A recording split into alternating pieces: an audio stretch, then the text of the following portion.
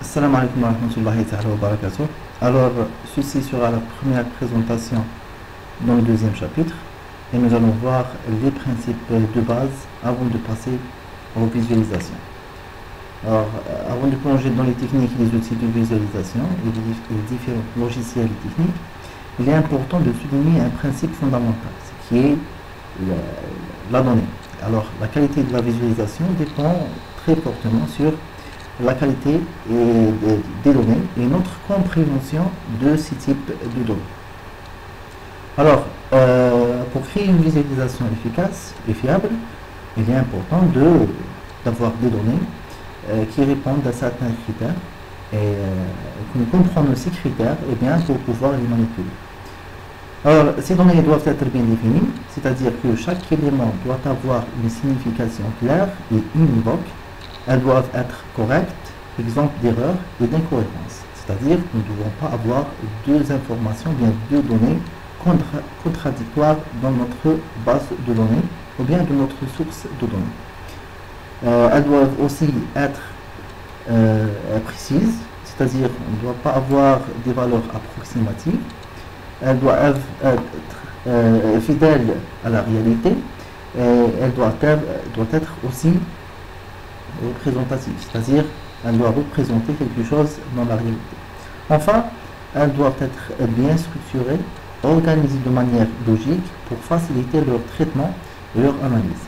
Sans ces qualités essentielles, même la visualisation la plus sophistiquée, bien la plus moderne, avec des animations, des structures dynamiques, risque d'induire en erreur ou bien de ne pas pouvoir passer un message clair à l'audience. Un premier point basique lorsqu'on parle des données, c'est les types de données. Il est crucial de comprendre bien sûr qu'il existe différents types de données. Ces types de données sont en quelque sorte la matière première des visualisations. La grande majorité des outils et des langages de programmation qui nous servent à manipuler et à visualiser les données prennent en charge un ensemble de types de données. Il y a des données de base, des types de base, et bien des types plus compliqués, sophistiqués, ou bien des types adaptés. Dans le cadre de cette présentation, nous allons nous limiter aux types de base. Alors, cette uniformité des types de base entre différents langages logiciels est essentielle pour assurer la compatibilité et l'interopérabilité entre les différents systèmes. De plus, il est important de noter qu'il existe des standards bien définis comme les normes E3E qui précisent les caractéristiques techniques de ces types de données. Alors, lorsqu'on parle de stockage de différentes données, bien sûr, nous avons une représentation en binaire, une codification en binaire des différents types de données. Alors, lorsque je dis par exemple, j'ai un nombre réel, comment il sera présenté, nous avons bien sûr notre norme qui décrit la signification de chaque bit dans notre 4 octets, c'est-à-dire les 32 bits qui vont constituer notre nombre réel. Alors, ces normes garantissent une interprétation cohérente des données, ce qui est crucial, bien sûr, pour éviter les erreurs. Lorsqu'on génère, par exemple, les données en utilisant un système et en essayant de faire ces analyses, d'analyser ces données en utilisant un autre système. Commençons par ces différents types de base. Alors, parmi ces différents types de base, les dates occupent une place particulière en raison de leur complexité et de la variété des formats possibles. Il est important de noter qu'une même date peut être représentée de différentes manières. Par exemple, nous rencontrons couramment la forme jour, mois, année. Par exemple, elle est utilisée en Europe, elle est utilisée aussi en Algérie, mais nous avons aussi le format mois, jour, année qui est utilisé par les États-Unis. De plus, certains formats de date peuvent inclure des informations supplémentaires qui précisent le temps, c'est-à-dire l'heure et la minute. Alors, il est important de prendre en compte ces différentes différences entre les différentes représentations, les différents formats, lorsqu'on importe des données à partir d'un autre système, ou bien si la base de données n'est pas gérée par le même système d'exploitation, ou bien le même fuseau horaire, la même configuration concernant les préférences concernant l'horloge du système. Alors, pour illustrer la diversité des contextes d'utilisation, nous pouvons citer par exemple l'utilisation courante de ce champ, de ce type de données dans différents champs, comme la date de naissance, la date d'inscription, encore la date de vente. Alors, on revient toujours vers ce type de données et il est présent dans la quasi-totalité des systèmes d'information que vous allez rencontrer. L'autre type de données fondamentales dans la visualisation est le type numérique. C'est le type le plus utilisé. Les données numériques se présentent sous deux formes principales. Premièrement, nous avons des entiers qui représentent des nombres entiers, qu'ils soient positifs ou négatifs, c'est-à-dire sans fraction. Par exemple, le nombre de clients dans un magasin, le nombre d'années d'expérience d'un employé. Il y a aussi les décimales à virgule flottante qui représentent des nombres non entiers, c'est-à-dire des nombres avec une partie fractionnaire, comme la température mesurée avec précision ou le prix d'un article. Une caractéristique essentielle des variables de type numérique est qu'elles se prêtent à la manipulation mathématique.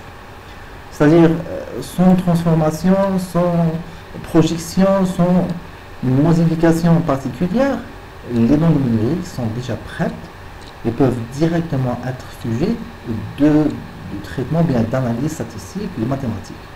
Nous pouvons effectuer des opérations telles que l'addition, la soustraction, la multiplication. Nous pouvons faire aussi quelques opérations statistiques, la moyenne, le min, le max, l'écart type, etc. Pour illustrer l'utilité de ce type, bien sûr, c'est le type le plus utilisé. Nous pouvons donner comme exemple l'âge d'une personne, la température d'un objet ou le salaire d'un employé. Ce sont tous des exemples que vous allez trouver dans tous les systèmes d'information que vous allez manipuler. Un troisième type de données, ce sont les types catégoriels ou bien de type catégorique. Contrairement aux données numériques qui représentent des quantités, les données catégorielles représentent des qualités ou des caractéristiques. Les valeurs de ces variables sont souvent des mots, des symboles ou même des nombres. Mais il est crucial de comprendre que si des nombres sont utilisés, ils n'ont pas de signification numérique au sens mathématique du terme.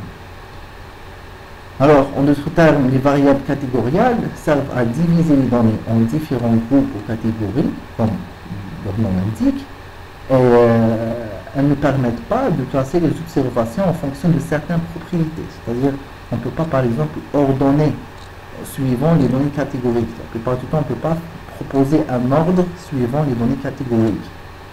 Alors, c'est pour ça qu'on parle de données qualitatives et non pas quantitatives. Prenons quelques exemples pour bien comprendre. Par exemple, on a la saison d'année.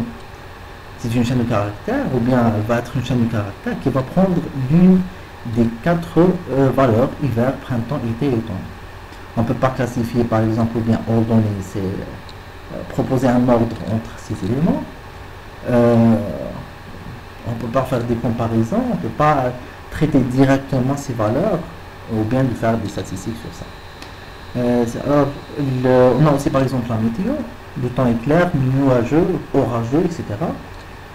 C'est la même chose, ce sont des catégories, on peut répartir nos données sur ces catégories, mais on ne peut pas proposer des traitements bien ordonnancement se basant sur ces types. On a aussi par exemple les groupes sanguins, A+, B+, AB, A négatif, etc. qui sont des exemples aussi sur des données catégoriques, c'est-à-dire qui représentent des qualités ou bien des caractéristiques des observations, des individus ou bien des instances, et qui ne sont pas des quantités, mais c'est des qualités de nos observations. Alors, on s'arrête là pour cette vidéo. Nous avons bien sûr d'autres types de données, mais la vidéo est un peu longue, donc est devenue un peu longue. Alors on s'arrête là et on continue avec la vidéo suivante qui sera publiée la semaine prochaine, Inch'Allah.